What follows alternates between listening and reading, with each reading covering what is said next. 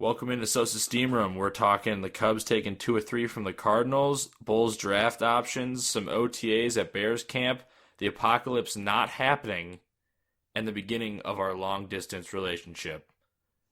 Hit it.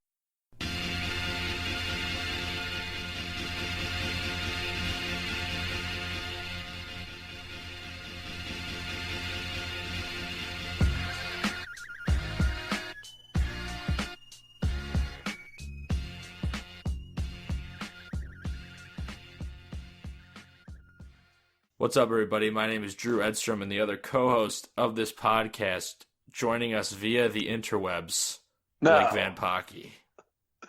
Hello, Joseph. How's it going, man? It's going good here in the Az. In the Arizona? In the Arizona. State of Arizona, yes. And our long-distance relationship has now begun, and it's weird. Let me just say, some of the pictures you've been sending me, spot on, my friend. Some of the pictures? You know what you've sent. Maybe. I don't totally remember. Fair enough. But yeah, we're still doing this. Long distance. We're here, episode 16. It's May 26, 2016. And we have an email. So email us at sosassteamroom@gmail.com. Way. We have Twitter and Facebook. Just search Sosa Steam Room. We also have some personal Twitter accounts. Myself, at DN Edstrom, and Blake, your Twitter handle. At Soldier Field, BLG. And sosassteamroom.com. So all good things. All good things. But yeah, we're gonna see how this works. Long distance. Blake has yet to get a microphone because he is a bum. Working on it. He's working on it. He's low on funds. So if anyone wants to just So give me some money. give him money, or I'll take it. Blake has worked the corner in the past, so I've worked the corner. You know what corner you've worked. The corner. The corner. I'm suggesting you're selling your body, Blake. Oh, okay. That's what I thought you were going for, but I wasn't sure. Congratulations. Thank you. All right, well, as some of you know, I'm in the suburbs of Chicago currently, but I'm moving up to the UP in pretty much 2 hours. Wow.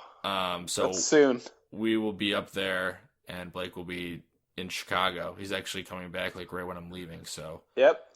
There's a reason for that. Yep, there's a reason. I was waiting for you to get out. There's a reason for everything, and I'm moving up to the UP, and so I thought that I would test Blake's knowledge. Of the Upper Peninsula of Michigan. Oh God. All right. And we're gonna play a game. It's called. I know a lot about the UP. He knows so much. I know so much about the UP. I knew this, and so I'm like, we got to play this game. It's called "Is This Town in the UP?" So okay. I'm gonna give you 3 towns, and you have to say whether or not this town is located in the UP. All right, I'll do my best. Simple enough. Simple. I can wrap my head around that. And if you get it wrong, then we're just gonna make fun of you, or I am. All right, I don't like that idea, but yeah, let's go for it. All right, ready? The first city is Ishpeming. Ishpeming.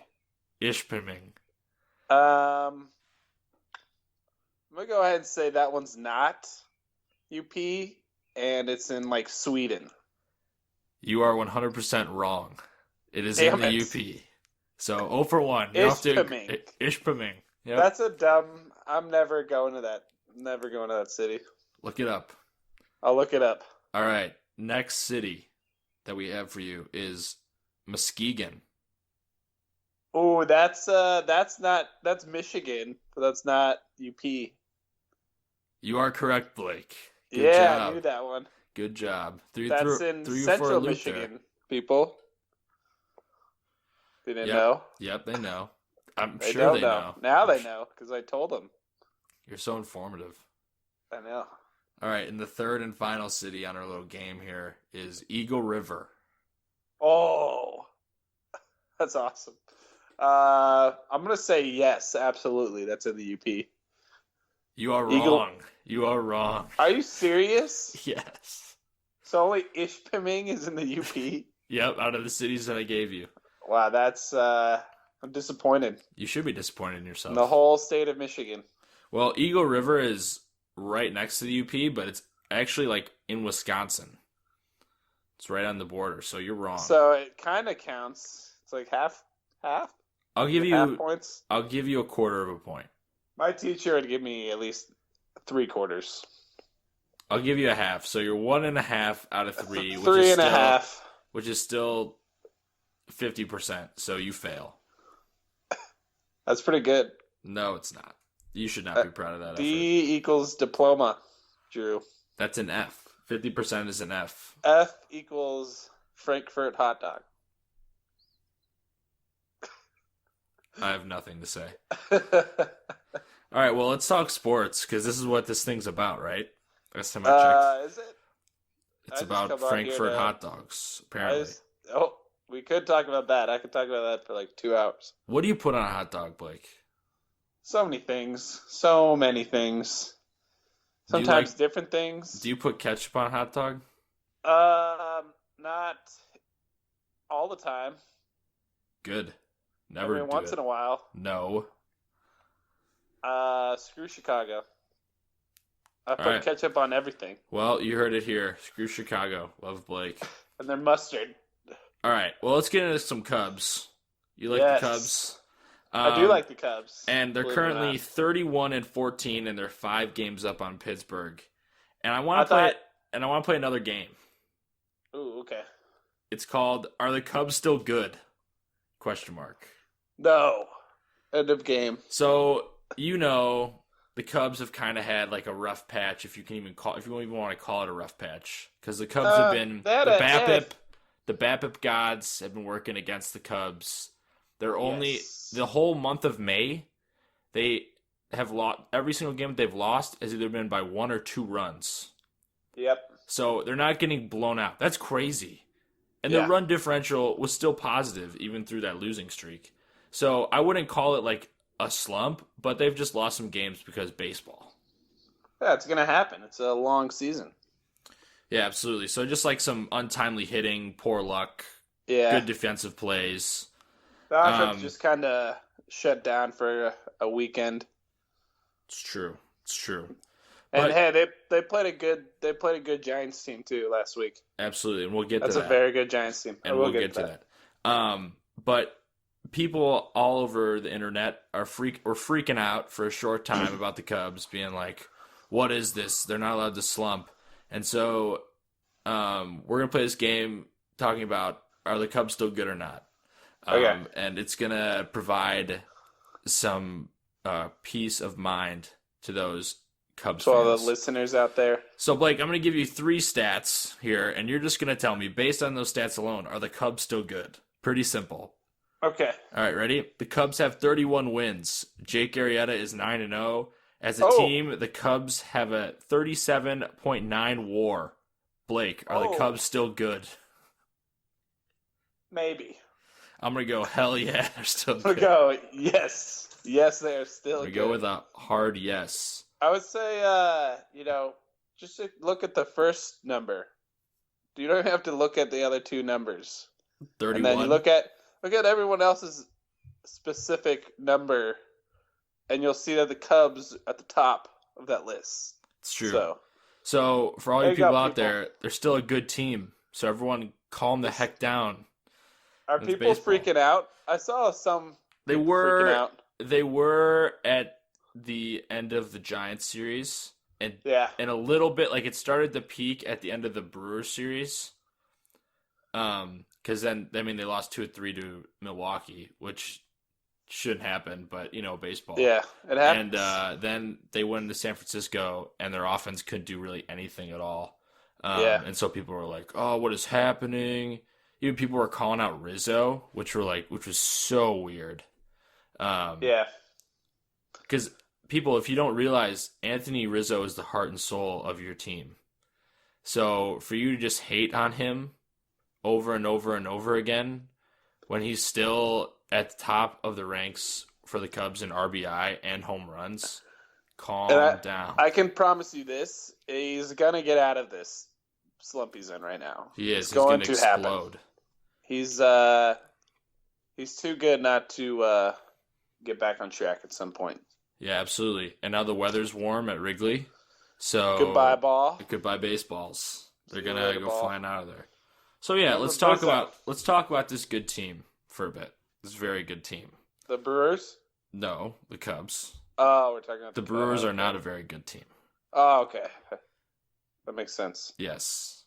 So let's break down these last 3 series because we've been apart for the last kind of 3 series. And honestly, you could probably blame Blake for the slump because he left and then the Cubs went to shit. So. Oh, I would blame it on you dyeing your hair. Oh, we're going to get into that right now? Oh, we might get into that right now. You probably are hoping I wasn't going to bring it up, but I brought it up. It's true. I bleached my hair, everybody. What color? It's blonde. Bleach blonde. I am Eminem.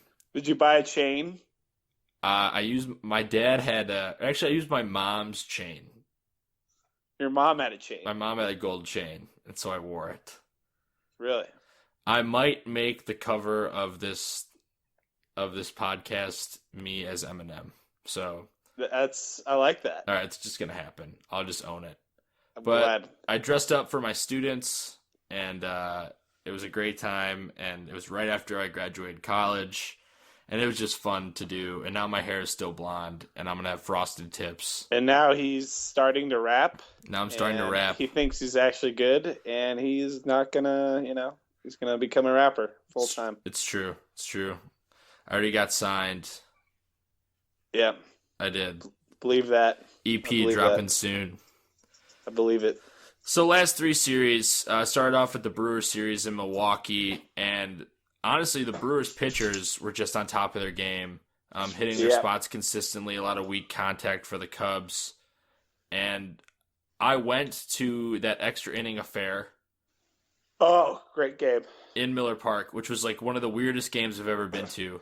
That was a very weird game. I was right behind the Cubs dugout, which was pretty cool. That is cool. And yeah, it was just a very strange game, like kind of boring just because it's like not a lot of hits on the Cubs side. Yeah. And they walked in the winning run, but I was there to witness like the 5-man infield. Yeah. That was crazy. And then Travis Wood getting out of that jam. And then walking. Then the walk home. So the game-winning walk. It was wild. It was a weird game. You stay the whole thing? Yes, absolutely. You kidding me? Wow. You real really, fan over here. You really sending me that question? Hashtag real fan. I am a real fan. Hashtag it. It's true. And so we stayed the entire time. My girlfriend was with me too, so she stayed through the entire thing, Blake, which was amazing. That's amazing. I thought she would have left. I know, but she was my ride home, so. Oh, well. Doesn't change the fact that I thought she was going to leave. Yeah, but just losing 2 or 3 to the Brewers is never a good thing, but, I got to give credit to those Brewers pitchers. They pitched really well. Yeah, good job, Brewers. You're making the playoffs. Gosh, we are awful. We're good. We're good. We are good. We're all good. So after the Brewers series and after some weird baseball, more weird baseball happened, they went on to play a very good Giants team. Hashtag weird baseball.